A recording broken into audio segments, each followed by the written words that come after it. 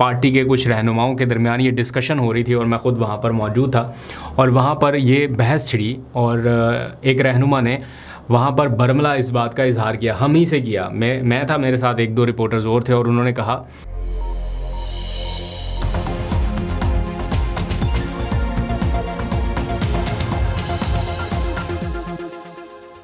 बिस्मिल्लाहिर्रहमानिर्रहीम, अस्सलाम वालेकुम। पाकिस्तान और दुनिया भर में देखने और सुनने वालों को अब्दुल कादिर का सलाम और जुम्मा बहुत बहुत मुबारक। पाकिस्तान में 23 मई की सुबह का आगाज़ हो चुका, तो आज के दिन का क्या रन डाउन रहेगा, पॉलिटिकली क्या एक्टिविटीज़ रहेंगी, कुछ ही देर में शुरू होने वाली है, तो ये सारी तफसील आपको बताता हूँ।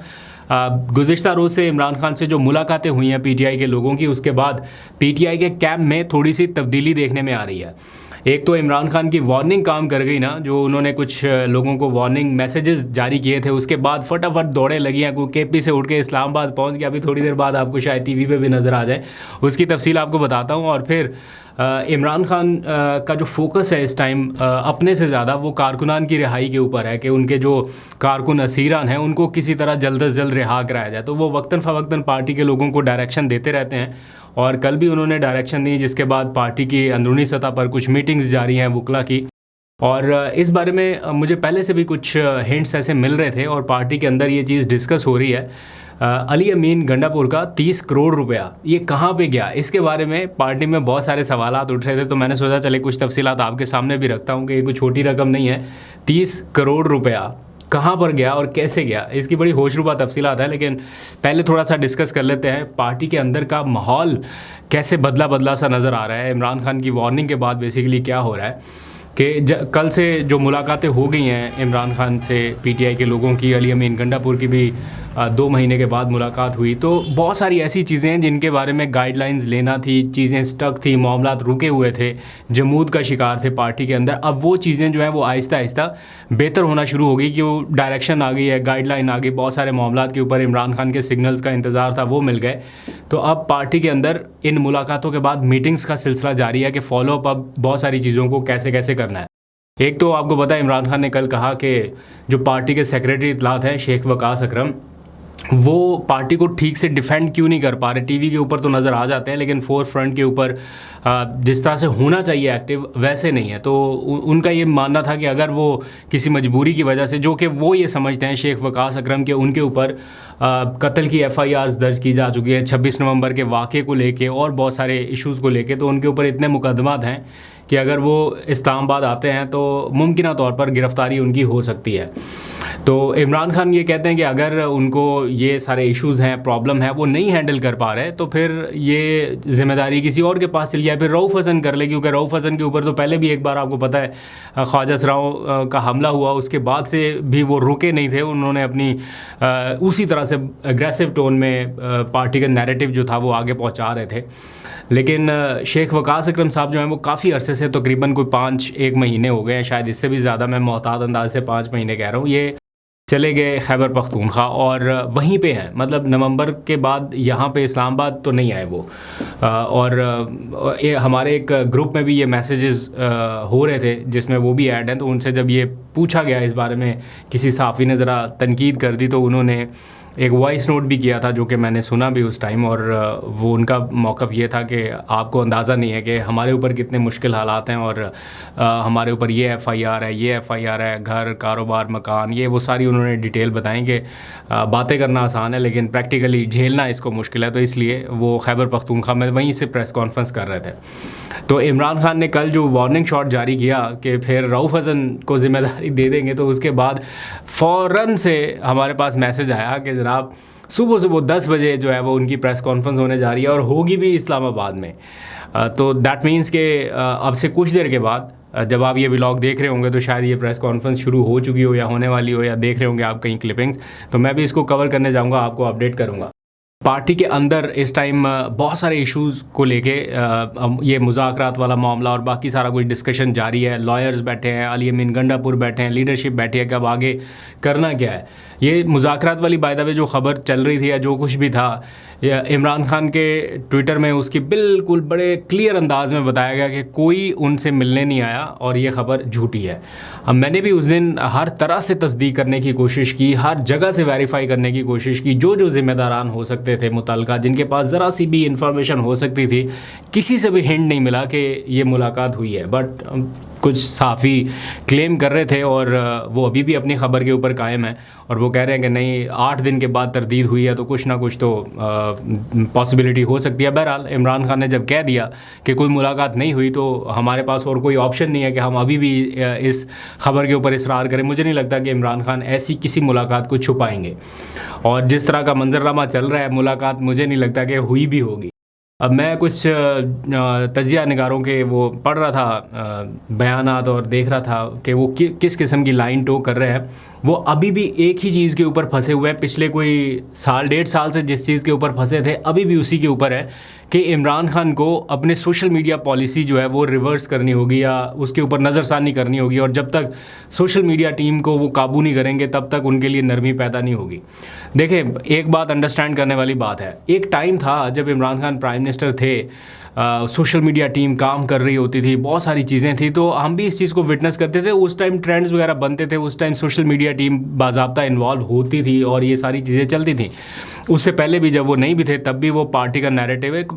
पीटीआई ने अपना एक पूरी स्पेस बनाई थी, अभी भी है उनकी स्पेस। लेकिन इस टाइम अगर कोई ये सोच रहा है कि सोशल मीडिया जो है वो इमरान खान कंट्रोल कर रहे हैं या इमरान खान के कहने से चलता है इमरान खान, अब वो गेम नहीं है। इस टाइम सोशल मीडिया अपने तौर पे ही चल रहा है क्योंकि उसकी एक रीज़न है, मैं आपको बड़ा क्लियर बताता हूँ। जब से ट्विटर हुआ मोनेटाइज पाकिस्तान में, जिससे पैसे वगैरह मिलते हैं, अब ये हर कोई इंडिविजुअल अपने तौर पे कर रहा है। कुछ लोग मॉनेटरी बेनिफिट के तौर पे भी कर रहे हैं, जो कि मैं नहीं कह रहा कि ये गलत है या सही है, वो अपना अपना हर किसी का इंडिविजुअल फेल है। लेकिन अब हर कोई इसमें जंप इन कर गया अपने तौर पे ही।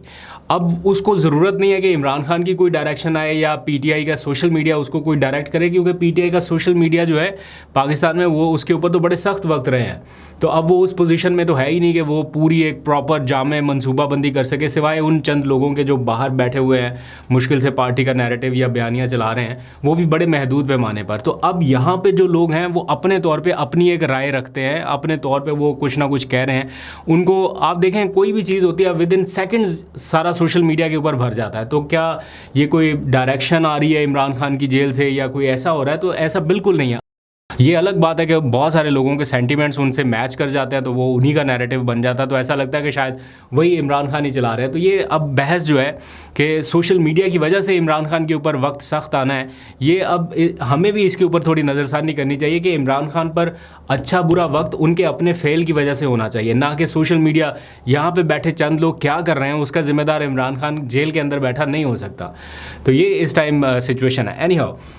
दूसरी चीज़, अब बैरिस्टर गौहर के हवाले से आपको पता है इमरान खान साहब का एक बड़ा मौक़िफ़ सामने आ गया। उन्होंने तो बिल्कुल लाइन ही बिल्कुल डिफरेंट ले ली है, क्योंकि जब बैरिस्टर गौहर ने हमारे साथ बातचीत करते हुए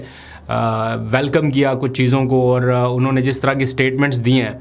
उससे लगा कि यार शायद ये वो पॉलिसी टो कर रहे हैं जो ये अंदर इमरान खान से भी डिस्कस करते हैं और उनको भी कन्विंस करने में कामयाब हो पाए हैं कि लेट्स गिव सम स्पेस, के थोड़ा टाइम देते हैं या चीज़ों को थोड़ा बेहतर करते हैं। ये शायद वो पॉलिसी है जिसके ऊपर इमरान खान साहब ने भी एग्री किया है, लेकिन वो तो बाद में पता चला कि उनकी पॉलिसी, उनका नैरेटिव बिल्कुल डिफरेंट है। तो अब बैरिस्टर गौहर जो है वो अब उस पोजीशन में चले गए कि जब भी उनसे मीडिया का आमना सामना होगा तो वो डेफिनेटली क्वेश्चंस तो होंगे उनसे कि आपकी कही हुई बात पे इमरान खान साहब का ये मौक़िफ़ है और वो तो कह रहे हैं कि वो बैक ही नहीं कर रहे आपके इस नैरेटिव को, इस बयानिए को। तो देखते हैं कि बैरिस्टर गौहर किस तरह से बात करते हैं। लेकिन ये भी फैक्ट है कि इमरान खान इस टाइम इन हालात में ऑल्दो कि वो इस चीज़ के बड़े कायल रहे हैं कि जंग के दौरान भी अपना कमांडर बदलना पड़े तो वो बदल देना चाहिए, लेकिन इस टाइम इमरान खान साहब बैरिस्टर गौहर को तब्दील नहीं कर पाएंगे। उसकी वजह ऑब्वियस कि इंट्रा पार्टी इंतखाबात, सुन्नी इत्तेहाद कौंसल, पीटीआई के मेंबरान, ये ऐसी खिचड़ी है पीटीआई के अपने आइन के मुताबिक। मैं आपको बड़ा क्लियर बता रहा हूँ कि अगर बैरिस्टर गौहर स्टेप डाउन करते हैं, हट जाते हैं, लेट्स सपोज वो छोड़ देते हैं, कहते हैं कि जनाब मैं नहीं कर रहा, या इमरान खान साहब उनको हटाना चाहें, तो उसके नतीजे में जो मैं अभी तक इनके माहिरीन से सुन पाया हूँ वो ये कि फिर पीटीआई की जो सारी नशिस्तें हैं कौमी असम्बली में वो ख़तरे में पड़ जाएंगी। तो इसलिए बैरिस्टर गौहर को हटाना ये इस टाइम पे कोई ऑप्शन नहीं है जब तक उनके इंट्रा पार्टी इलेक्शन एक्सेप्ट या रिजेक्ट नहीं हो जाते, जब तक उनका इलेक्शन कमीशन में वो केस चल रहा है। इस सारे मामले में एक खबर आप पिछले 2-3 दिनों से सुन रहे हैं, इमरान खान का पॉलीग्राफिक टेस्ट, उनका पॉलीग्राफिक टेस्ट टीम में पहुँच गई है। इमरान खान का इनकार ये एक बार नहीं हुआ, 2 बार नहीं हुआ, थर्ड टाइम इमरान खान साहब ने इनकार कर दिया है कि वो पॉलीग्राफिक टेस्ट नहीं कराएंगे। लोग इसको सेलिब्रेट कर रहे हैं बाहर के, देखें इमरान खान साहब ने इनकार कर दिया, क्या बात है क्या बात है। लेकिन इससे आगे होगा क्या, ये अंडरस्टैंड करने वाली बात है। मैं ये नहीं कह रहा कि उनको कराना चाहिए टेस्ट, जारी बात है पीटीआई समझती है कि ये उनके लिए ह्यूमिलेशन है और इसके कोई 100% एक्यूरेट नताइज भी नहीं है। और ये भी हो सकता है कि इन नताइज में, जिस तरह वो आपको पता है कादिर पटेल साहब ने इमरान खान के ब्लड सैंपल्स के हवाले से एक पूरी प्रेस कॉन्फ्रेंस कर दी थी, तो क्या इस बात की गारंटी है कि इन टेस्ट में कोई रद्दोबदल ना हो या ये एज़ इट इज़ बता दिया जाए, तो इसमें सरकारी हेरा फेरी ना हो। तो इस चीज़ को लेके पीटीआई जो है वो बड़ी कंसर्न है। बट इससे होना क्या है या हो क्या सकता है, कॉन्सिक्वेंसेज इसके क्या हो सकते हैं, वो मैं आपको बता देता हूँ। इमरान खान की 9 मई के 12 मुकदमात में ज़मानत लाहौर हाई कोर्ट में पेंडिंग है। जब ये ज़मानत के लिए गए वहाँ पर, तो जो हुकूमती वकला थे उन्होंने कहा कि देखें जज साहब ने हमें पॉलीग्राफिक टेस्ट कराने की इजाज़त दी है, आप हमें ये टेस्ट करा लेने दें एक बार, उसके बाद आप इस केस की हियरिंग कर लें। तो अदालत ने इस केस की, लाहौर हाई कोर्ट ने जो समाअत थी वो आगे मेरा ख्याल 26 मई तक गालबन मुलतवी कर दी थी। अब जब वो दोबारा केस लगेगा 26 मई को और इमरान खान के वकला कहेंगे कि जनाब इनको ज़मानत दी जाए इस केस में, तो सरकारी वकील कहेंगे कि देखें जनाब ये तो तफ्तीश में ताउन ही नहीं कर रहे हमारे साथ, और हम 3 बार गए हैं पॉलीग्राफिक टेस्ट कराने के लिए, इन्होंने ये माना ही नहीं है टेस्ट कराने के लिए, तो इसलिए ये ज़मानत के हकदार नहीं है। तो जब अदालत के सामने एक चीज़ इस सूरत में आ जाए कि मुल्ज़म तफ्तीश में रुकावट पैदा कर रहा है या ताउन नहीं कर रहा, तो उस सूरत में अदालत क्या कर सकती है, ज़मानत ख़ारिज कर सकती है या वो ज़मानत की दरख्वास्त जो है वो ख़ारिज कर सकती है। तो ये एक ऐसा पहलू है जिसके ऊपर पीटीआई के लोगों को कंसर्न हो सकता है या आने वाले दिनों में शायद होगा। बहरहाल देखते हैं कुछ अच्छा होता है या नहीं। लेकिन पॉलीग्राफिक टेस्ट के एक तो नताइज के हवाले से यही बात सुनने में आ रही है कि वो 100% एक्यूरेट नहीं होते। फिर आपको याद है इमरान खान ने जब ईवीएम मशीन्स लाई थी वोटिंग मशीनों के लिए, तो उस टाइम कितना शोर हो रहा था कि इसमें ये भी हो सकता है, इसमें ये रद्दोबदल हो सकती है, इसमें ये कर दिया जा सकता है, इसमें वो कर दिया जा सकता है। तो ये तो फिर एक ऐसे माहौल में टेस्ट हो रहा है जिसमें एक मिसाल पहले से मौजूद है कि कादिर पटेल साहब ने किस तरह से इमरान खान के ब्लड सैंपल्स के हवाले से प्रेस कॉन्फ्रेंस करके उनमें क्या क्या कुछ साबित करने की कोशिश की थी। तो मेरा नहीं ख्याल कि पीटीआई के लोग इस बात के ऊपर राज़ी होंगे या इमरान खान या उनके वकला उनको ये मशवरा देंगे कि आप कराएं। अच्छा, आखिरी खबर जो मैंने आपको स्टार्ट में बताई, 30 करोड़ रुपए की कहानी। अली अमीन गंडापुर ने 30 करोड़ रुपया दिया है लोगों की, ये जो पार्टी के कारकुनान हैं आगे पीछे, उनके मचल के जमा कराने के लिए या उनकी जो भी कानूनी ज़रूरियात हैं उस मद में कि कारकुनान को रिहा कराया जाए। ये जो नंबर है मेरे पास, ये कोई ऑफिशियल नहीं है कि कहीं पे वेबसाइट पे किसी ने जारी किया हो, लेकिन एक मीटिंग से पहले पार्टी के कुछ रहनुमाओं के दरमियान ये डिस्कशन हो रही थी और मैं ख़ुद वहाँ पर मौजूद था और वहाँ पर ये बहस छिड़ी और एक रहनुमा ने वहाँ पर बरमला इस बात का इजहार किया, हम ही से किया, मैं था, मेरे साथ 1-2 रिपोर्टर्स और थे, और उन्होंने कहा कि 30 करोड़ रुपया अली अमीन गंडापुर ने दिया और ये 30 करोड़ रुपया कहाँ पे गया, ये वकला के पास चला गया। और मतलब वो आगे उन्होंने जो बातें की हैं, मैं यहाँ पे उसकी बहुत ज़्यादा डिटेल में नहीं जाता, लेकिन ये बड़ा हैरानकुन है कि बहुत ज़्यादा पैसा इमरान खान के केसेस की मद में जाने वाला पैसा तो बिल्कुल ही अलग है ना, वो तो डिफरेंट है। और लेकिन जो ये ज़मानतों वाला, मचलकों वाला, केसेस लड़ने वाले इश्यूज़ में जो वकीलों के पास पैसा गया है वो बेतहाशा है। 30 करोड़ रुपया वो कह रहे हैं कि वकला के पास चला गया और अभी तक ये ज़मानतों वाला मामला जो है वो पेंडिंग है। मैं नहीं कहता कि वकला ने कोई गलत किया है या इतना ज़्यादा पैसा किसी एक वकील के पास चला गया, लेकिन ये एक फैक्ट बन के सामने आई है चीज़, जिसको रिपोर्ट किया जा रहा है पार्टी के अपने लोगों की जानिब से, और वो इसके ऊपर इस तरह तहफ़्फ़ुज़ात का इजहार करते हैं कि ये एक ख़तीर रकम थी जो वकला के पास गई है, ये किसी पार्टी फ़ंड में नहीं गई या किसी और तरह से नहीं गई। ये भी नहीं बताया गया कि ये अली अमीन गंडापुर ने हुकूमती ख़जाने से दिए या ज़ाती जेब से अदा किए, वो बहुत सारे लोग क्लेम करते हैं कि ज़ाती तौर पे भी वो पैसे देते हैं पार्टी को। तो जैसे भी है, लेकिन ये पैसा बड़ी तादाद में निकल के वकला के पास गया। तो इन मुश्किल हालात में बहुत सारे वकला ने पैसा बनाया है, रिच हुए हैं। तो ये तो अंदर से भी पार्टी के लोगों से भी मैं सुनता हूँ कि इसका ऑडिट होना चाहिए, इसके बारे में पता चलना चाहिए। लेकिन इतने क्राइसिस में गई हुई पार्टी के साथ उनसे इतने ज़्यादा पैसे वसूल कर लेना, बहुत सारे वकला ऐसे हैं जो शानदार काम कर रहे हैं, बग़ैर किसी फ़ीस के काम कर रहे हैं और बग़ैर किसी लालच के काम कर रहे हैं, दिन रात कर रहे हैं। उनमें से बहुत सारे नौजवानों को मैंने देखा। लेकिन कुछ लोग शायद ऐसे भी हैं जो हैवी चार्ज कर रहे हैं और बहुत ज़्यादा पैसा ले रहे हैं, उनको भी थोड़ा नज़रसानी करनी चाहिए। पार्टी वैसे ही मुश्किल में है, फंडिंग के हालात भी थोड़े से ऐसे ही हैं,